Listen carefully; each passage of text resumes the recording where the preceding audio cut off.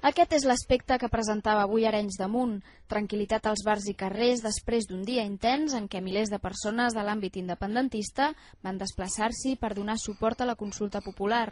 Però l'aspecte d'ahir era ben diferent i els bars i restaurants van fer l'agost. Nosaltres no vam poder fer entrepans perquè ens vam quedar sense pa, ens vam quedar sense begudes, vull dir, sort que tenim un bon... Però clar, no preveníem tanta gent. Ja tenim molt de material, vull dir, de begudes vam arribar bé, molt justets, però vam arribar. Va ser una cosa fora de sèrie. Ja de bon dematí, devien ser 7:45, ja va començar un moviment de gent i durant tot el dia no va parar, inclús eren les 11 de la nit i encara estàvem quasi igual.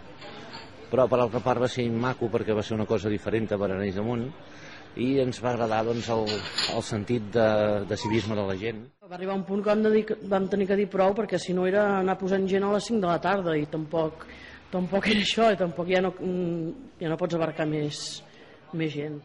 Un esforç que es va veure recompensat. Els bars i restaurants d'Arenys de Munt van ingressar el doble i fins i tot el triple que en altres diumenges.